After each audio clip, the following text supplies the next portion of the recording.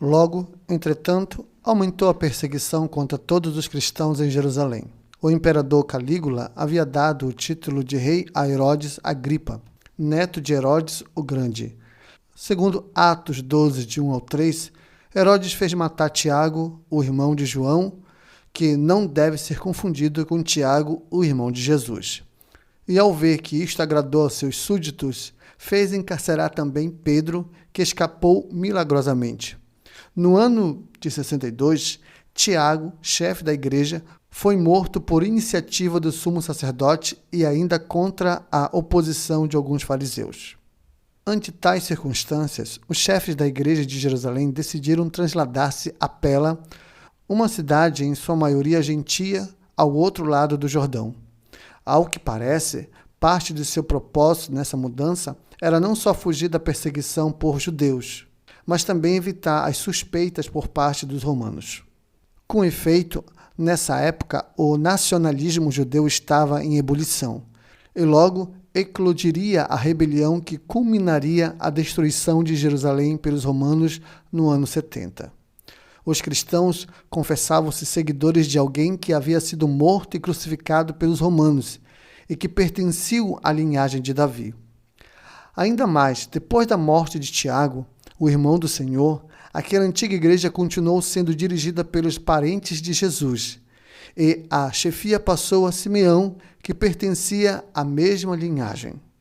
Diante do nacionalismo que florescia na Palestina, os romanos suspeitavam de qualquer judeu que pretendesse ser descendente de Davi.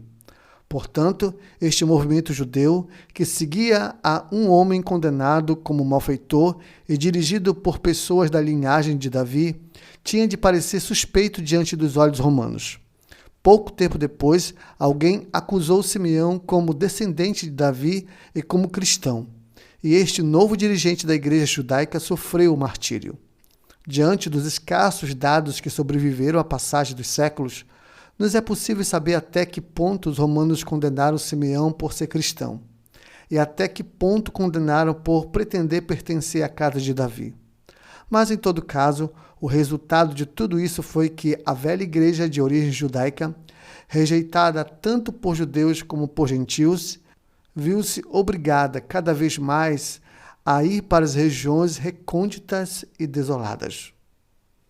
Naquelas regiões distantes, o cristianismo judeu entrou em contato com vários outros povos que, em datas anteriores, haviam abandonado o judaísmo ortodoxo e se haviam refugiado além do Jordão.